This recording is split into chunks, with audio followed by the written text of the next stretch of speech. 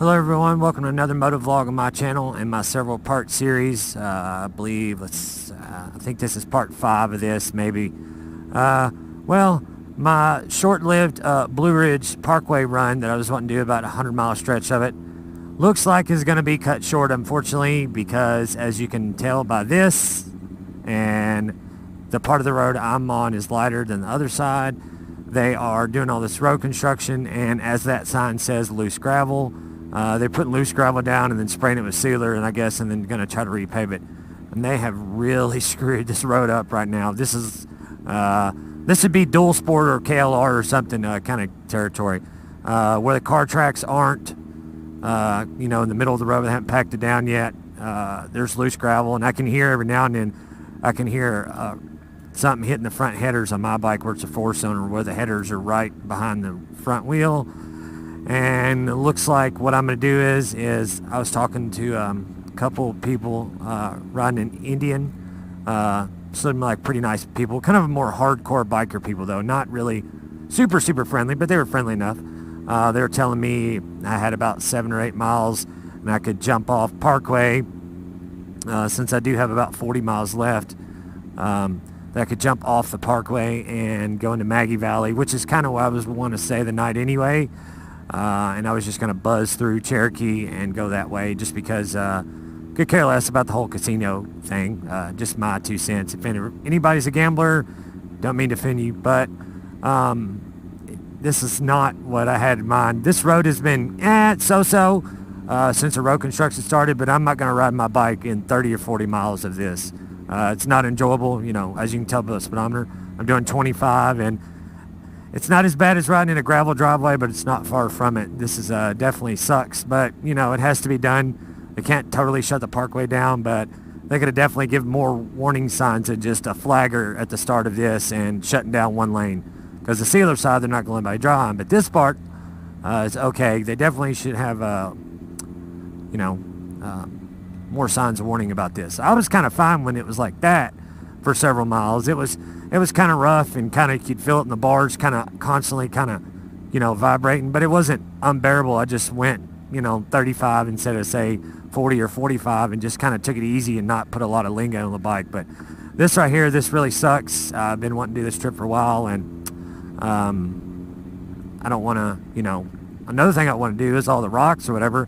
I don't want one of the front tires slinging it off on the back chain and sticking in the rear chain that I just did chain maintenance and re-lubed on before I left, because I knew it was going to be up here is going to be right at 200 miles, maybe 250.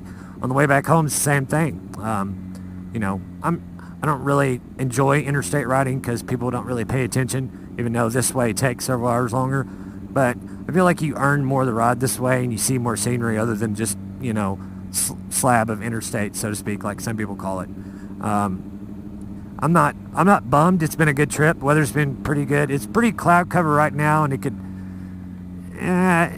it's not really trying to rain, but it definitely can maybe sprinkle a little bit, even though they're not calling for any. But in the mountains, you never know.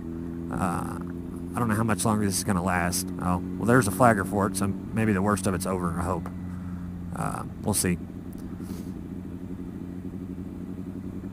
But they could have definitely marked it better. Like, there's nothing. There's all these trucks, and you see like cones. Like, what's going on?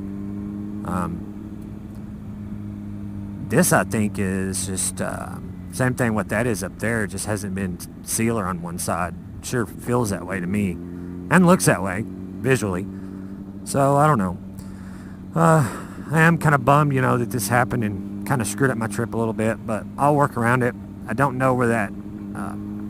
I'm hoping back there where the fork was in the road, where they had it kind of shut down, and they had where some of the parkway has like a curb in the middle of it. I'm hoping that way right there wasn't my outlet to get off this road, so I could just go to Maggie Valley. I still got plenty of fuel. I'm not too terribly tired. The back part of my shoulder blade area where this bike is barely canted forward is a little sore already. And my elbows, where my elbows are almost straight, that tends to wear on you, I guess, after several hours. I've been riding this morning since, like 7:30. Of course, I've stopped and went to the bathroom and stuff like that. I've rode, say, 30, 45 minutes at a time. I haven't ridden a terrible amount of miles. It takes a long time doing this back road stuff. Yeah, see, this is worse. It's going clink, clink, clink. Yeah, I'm not doing this. And, Blue Ridge Parkway, their map's pretty good and all their signage is pretty good of getting on and off of it. But my only thing that I can really do is if I see an outlet on it, just if my TomTom navigation app, I'll pull up Maggie Valley. Of course, it doesn't require a cell phone signal. That's why I use it. With combination of Google Maps, I can pull that up that way, but I still have to get off this road somehow. I don't know how that's going to happen. Maybe that'll be soon. I don't know. But I know one thing. If somebody in another bike, like a dual sport or a car, comes flying up on me, I'm just going to flag them by, put my hazard lights on. It's all I can really do at this point. But, I'll work around it. And, I've never been one to give up on anything, that's for sure.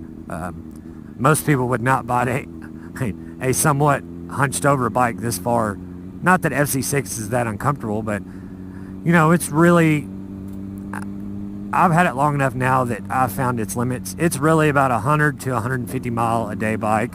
I myself, I'm close to 40 years old, so I'm not getting any younger, so it's not uncomfortable, but I think it's more, it's best suited, like I said, for 100, 150 miles in a day, and that's about it. Your casual person who rides.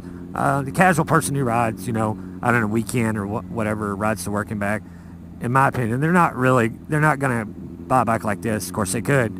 I talked to some people, the same bike as me, who one guy, me and Cave Troll were talking to not long ago when me and him went riding together, and he said he put like 10,000 miles, and he had an FZ1, which is a 1,000 version of this, which is really the same ride position. It's just 1,000 cc instead of 600. And I was like, 12,000 miles in a year? He said, yeah, I've already worn out my second set of tires now. It's time to go buy another set. And I was like, oh my Lord. But, people do it. It's on whatever you get used to, The riding position is not super aggressive, but it is slightly bent forward, like some bar risers on here. It'd probably really stretch this bike out maybe at least 50 more miles in a day, I think. At least my opinion anyway. The bars are adjustable, but they just roll back and forth this way.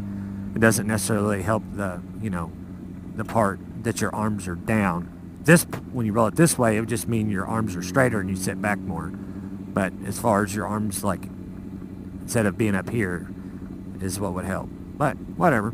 I'll get there one of these days. I'll get me a more of a touring-friendly bike, and I'll eat up even more miles. But part of the journey is, part of getting there is the destination, The destination itself, when you got there, it's like, ooh, we're here, okay. But part of getting there, you have to earn it. See, there's 455 now, so I think that mile marker back there before this started was 450. So hopefully you might see an outlet off this somewhere soon. I don't know. I guess I could pull up my map and figure out where I'm at. I'll end this vlog here, guys, and I'll get you another update as soon as I get back going. If you haven't already done so, please like, share, and subscribe, and we'll see you on the next one. See you.